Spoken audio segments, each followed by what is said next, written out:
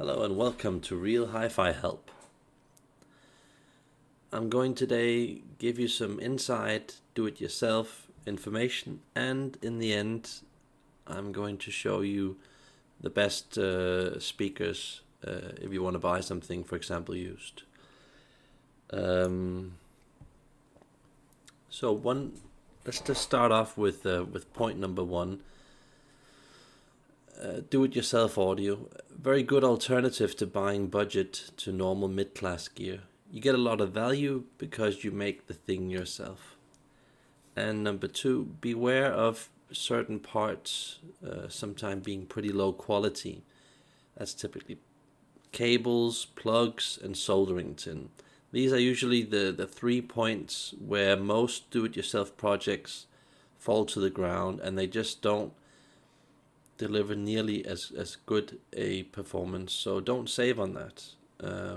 I would personally recommend some pretty good plugs. And like I showed in some of my previous videos, there are CMC plugs that give you a lot of value, and they are usually a lot better than the normal plugs that you get. Point number three, that is, do-it-yourself gear almost never ever gets anywhere close to the top hi-fi sound unless you've worked for some kind of a hi-fi brand and know some inside secrets. So don't expect a hell of a lot, especially if it's your first project. And point four here is drive units and a few other components are usually not paired, meaning that they do not fully integrate compared to expensive designs. So that is true that you could get two identical drive units, but they can have a slightly different timing, so they don't really entirely match up. So the right and the left channel won't be exactly accurate working together. So that's something to be aware of. And point five here is do-it-yourself sound is usually a warmish, raw, simple sound that is many times, not always, it's not always, but it has a tendency of being rounded up at the top and bottom. So if you're going for that top hi-fi sound, it's usually not do-it-yourself that you should be doing. Sound is many times in the safe zone and not in the revealing zone. So I find that generally it's a bit like when you have a Macintosh MC275 tube amplifier. It's just that slightly reserved, laid back, warm-ish priority. So if you like that, then try and go for it. You can save a lot of money going for that very basic sound. So point seven here is, if you want the most smartest, most 3D, most integrated and clear sound, do-it-yourself is not the way to go. Unless you use parts and techniques that are far superior than standard, which no one really does, because that's why most people do these do-it-yourself projects. So yeah, know that. And usually the capacitors and the resistors, electrolytes, stuff like that, they aren't usually that good with these do-it-yourself projects. They're usually some very basic gear. Point eight is a lot of do-it-yourself projects focus a lot on a thumpy and simple boxy bass type of sound that does not go very low in hertz measurements, meaning that there is often a big mass of bass thump, but not a fully released bass. So usually when you get a bass, you get this like superficial bass, then it evolves, and then you get like the after effect. But with a lot of these simple designs, you just get the bass going, halfway down with this thumping effect going probably in your chest or stomach. It's just so you guys know what to expect from a lot of these projects. And I have to say that, I haven't written this in my notes, if you would ever go for a very high quality speaker brand, I know from speaking to a lot of people who work inside those companies that the units that those companies use, the drive units, they are usually not the same basic drive units that you can buy in your local store or online. They are usually a custom-made double membrane version that they have specially designed with their filters. So if you try to copy another speaker's model, you will most likely not get a nearly as good a detail being fully integrated and having that really, really top level micro detail, just so you guys know that. And point 9 here is you often hear a lot of negotiation. So like when you're listening to one of the best do-it-yourself projects, this DTQWT, which is one of the most famous do-it-yourself Troels Grausen speaker designs, you notice that, I at least notice, that you hear a lot of the drive units because it's an open design. So that meaning is that there is some mechanical noise, so just be aware of that.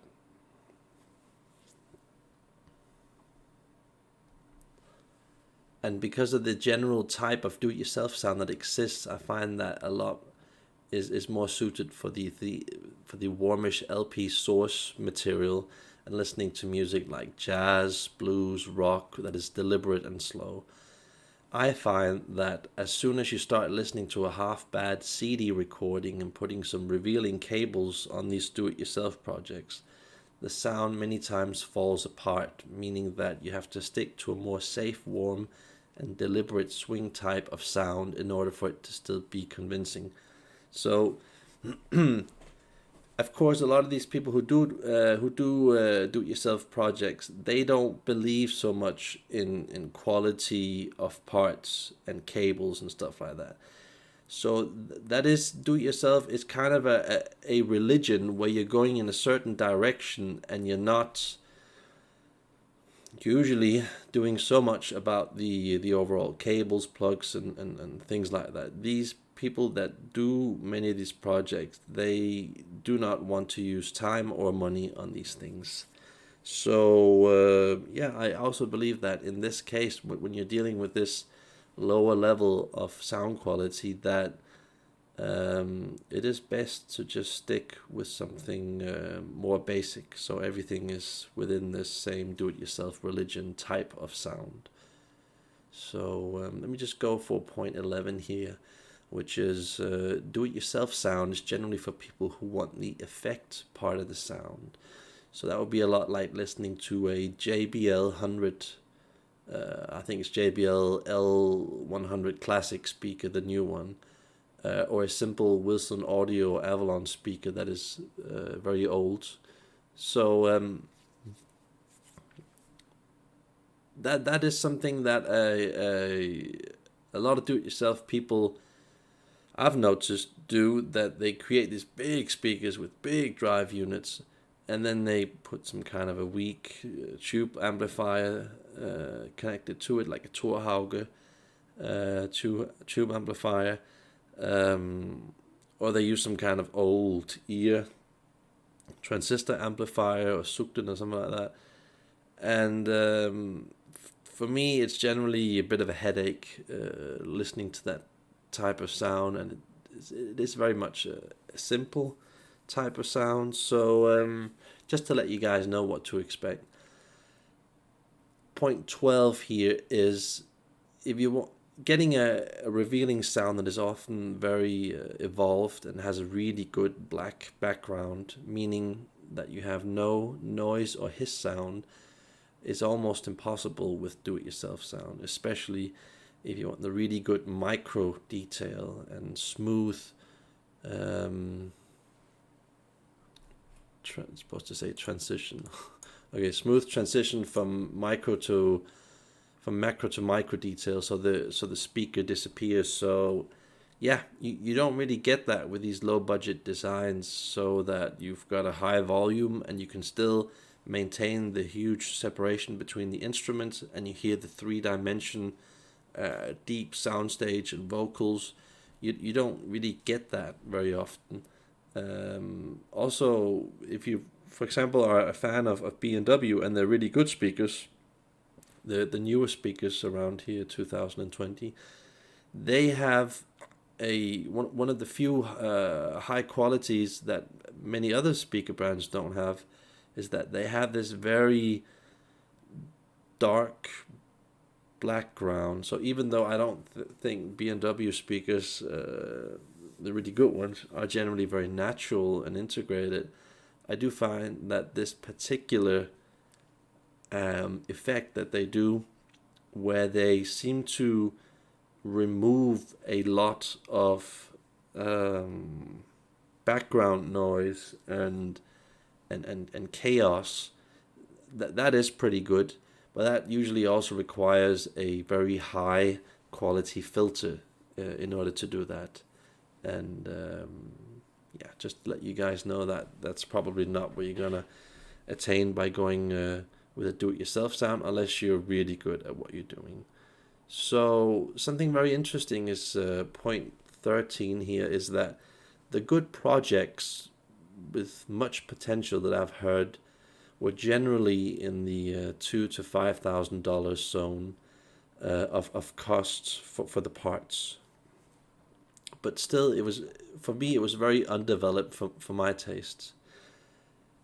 The really good projects that I loved were usually in the $15,000 to $40,000 zone, where I would try to copy a Verity speaker or a Wilson Audio speaker that was more recent. And some aspects would then be better than the original speaker, typically making it more real, giving it more character, but then it would also lack a bit of true integration. And that's what you get basically with these more expensive speakers, is that the ability to integrate and really be convincing on your brain, so you never really become tired of listening to this very, very high level of revealing sound, can almost be impossible when you try to convert that into the do-it-yourself world, because it's not just a question of using high quality parts. It's, you often have to use some techniques that only these manufacturers are able to do, and they have some very sophisticated machinery behind the facade that most people don't know of, that pair units, that custom make membranes, so they are, for example, double thickness, and that they can perform at a very higher level than the stuff that we can work with ourselves. So it's just to let you guys know, in these very small details that actually make a very, very big difference in the end. And personally, I would rather buy an old JBL. That's a new, actually. Personally, I would rather buy a JBL 100 Classic and save a lot of money, or get a Martin Design Bird 1 for like $8,000 used, which is a lot better. And I think, like I said here, Bird 1 is one of the best speakers ever in the world. I'll let you guys look at that in the end.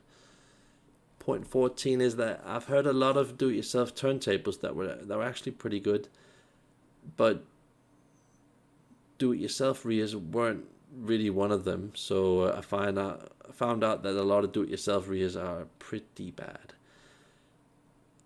So that's a bit of a science in itself, and I think it's one of the reflections that we have to make as do-it-yourself people, that rears require a ridiculous amount of expensive parts that are used in a very short circuit, and it's a very complicated thing, and I would generally not try and make a do-it-yourself rear. That for me, I tried doing that a couple of times and it just went horrible. So you really have to know what you're doing just to get a decent sound. And most do-it-yourself amplifiers, yeah, they're just too simple and undeveloped in sound for me. Especially these kits you can buy, just ridiculous. Nothing near a normally really good amplifier. So I think that do-it-yourself is more reserved for speakers generally, making speaker projects, just to let you guys know. And point 15 here is a very good point, is if you ever want to feel uh, how different a copy project is compared to a true genuine speaker, then try the AudioNote E speaker copy versus the real thing. Here you can hear that the copy sounds horrible compared to the AudioNote E. And I know that speaking to a lot of technicians, that everything in that copy design, that you can buy these kits, so-called kits, everything in that copy design is basically different. So it's lower quality. The standards of the parts, production-wise, aren't nearly as high. So the timing of the parts are also really bad.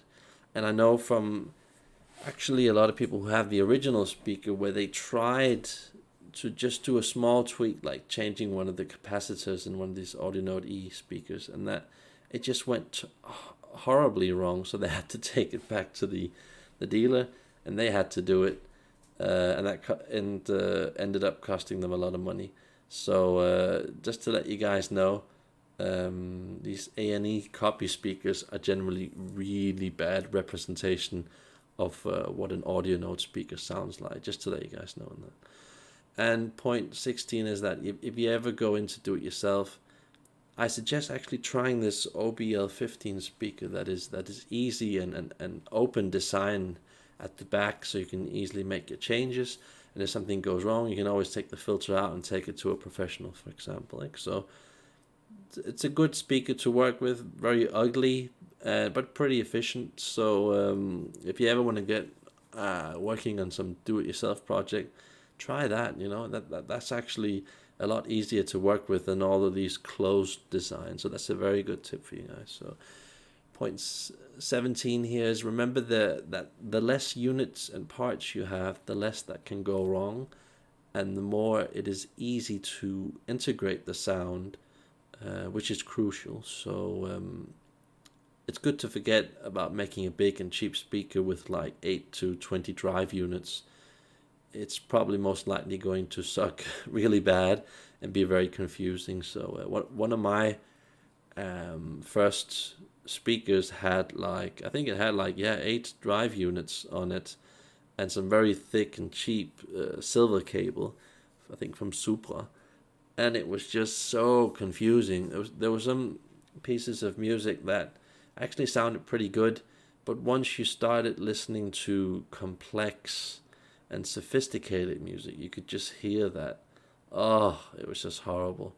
So you actually, without knowing it as a user, because of all of these do-it-yourself projects are pretty simple in sound-wising, you end up listening to primitive music like Metallica, AC/DC, some kind of a cheap pop, thumpy beat priority music, and the really sophisticated, beautiful music, like let's just take any random piece of classical music, or just some very sophisticated, beautiful music. You end up many times not listening to that because it just sounds awkward and weird and not quite there.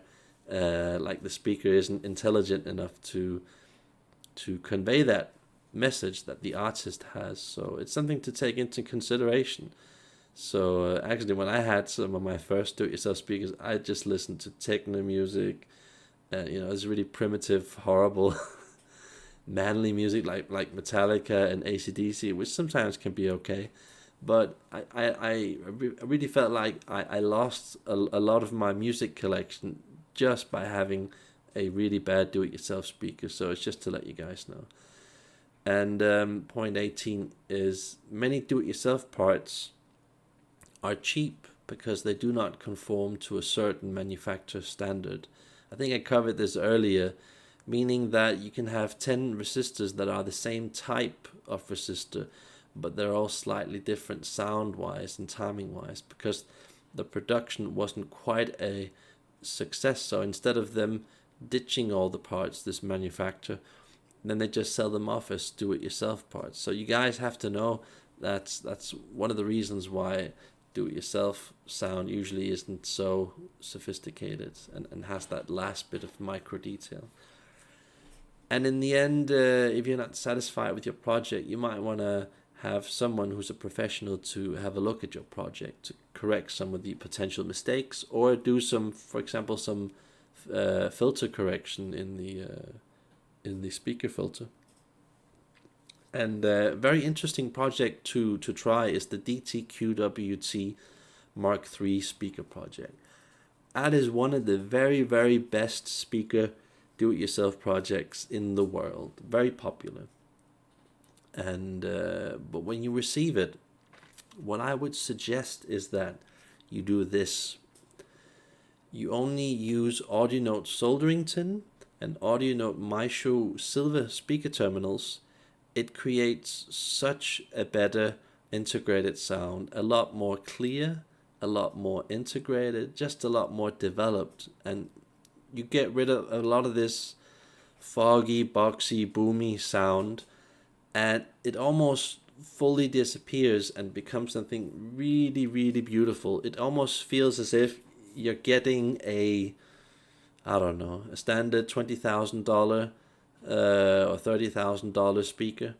And especially if you go really crazy and then put a basic AudioNote silver speaker cable in it, it just takes it again to a whole new level. So suddenly it sounds like you have a $30,000-$40,000 normal speaker, and it is amazing. I actually once heard that and I was really surprised. So it will cost a lot of money, but it will truly be worth it if you can at all get away with that.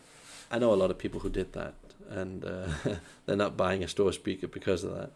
So yeah, and I personally recommend that buying used gear instead of doing do-it-yourself sound, or then buying a used do-it-yourself project. For example, a DTQWT, you can buy it for like a third of the price, and then you can, for example, do this tweak that I talked about, or get a professional to do that for you. And one of the reasons is that it's a lot of work. That's why I don't recommend it, and many times you can't even sell it for half the money of the parts that you used on the speaker design.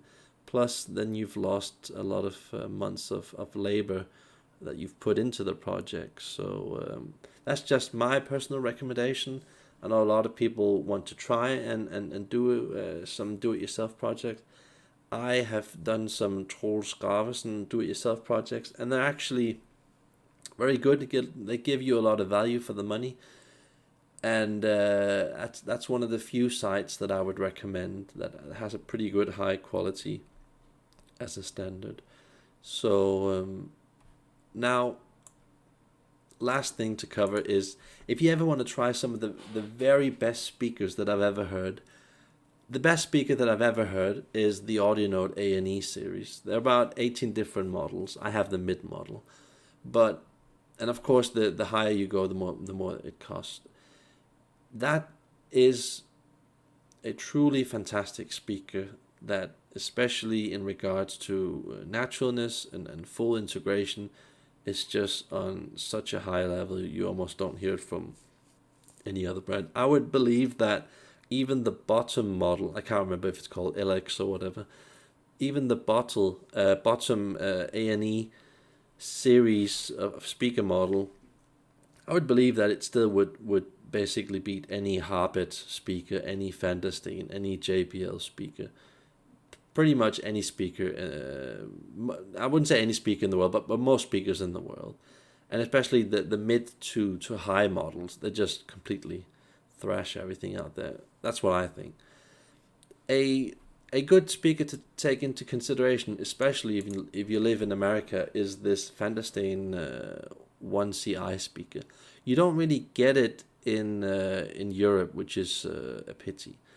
It is ridiculous, the amount of value, and I really don't get why all of these hi-fi review channels that they're not covering this. They're constantly covering JBL, Klipsch, and other, pretty good brands like Magnapan and Martin Logan and such.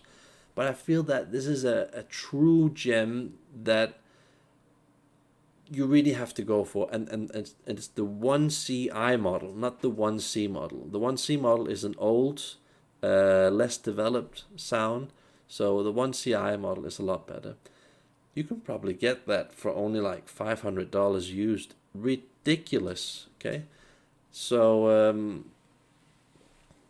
that's a very good speaker. And I'm guessing, this is just me guessing, I have no idea how much it costs, but I'm guessing it's around $2,000 new. I'm not sure. You guys have to look that up. But that's really a world-class speaker that really belongs on the list because it gives you so much value. And there's so many modern speakers that cost 2 to 5 times more that probably look a lot better and appeal to a lot more people who live in this modern world with these modern apartments. But it's just so natural and analog, that sound. And going to the JBL L100 Classic, yeah, it gets even better with this speaker.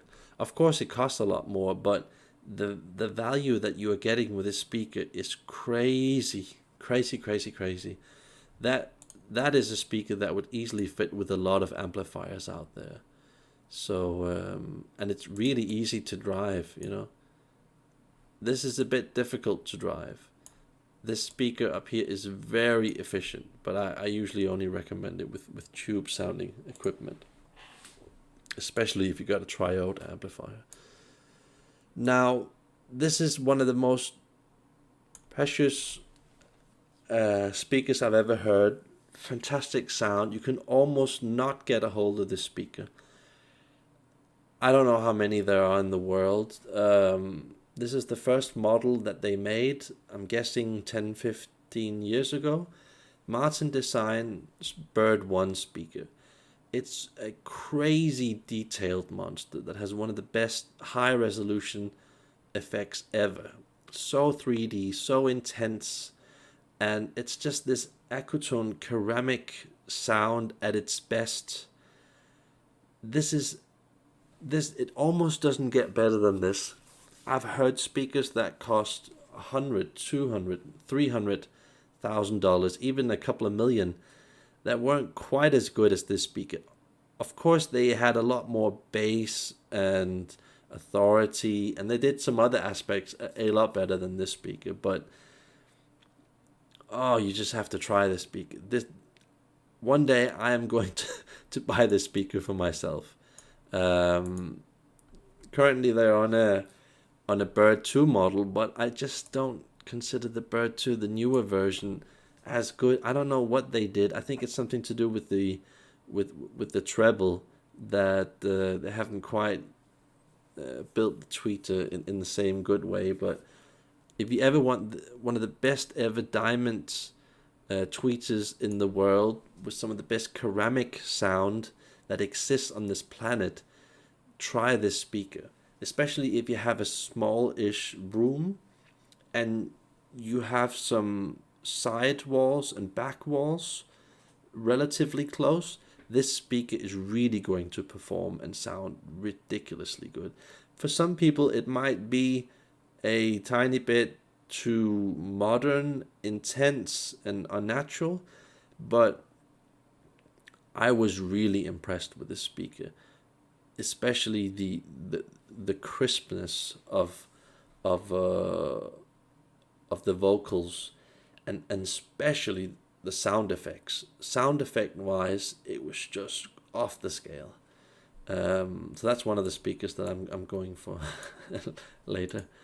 And of course, you can't make this list without having Audio Solutions Figaro XL. Also a very crazy value that you're getting. Very warm, compatible sound that you can basically use on any amplifier out there. Very efficient, pretty big speaker, great speaker overall. And of course the Verity Sarastro 2 speaker. Very expensive, but it just has some kind of a sound, a lot like the Martin design that you just have to hear. Very modern, very developed, very cool sounding. Yeah. And that was basically all for today. And thank you for tuning in. And remember to subscribe.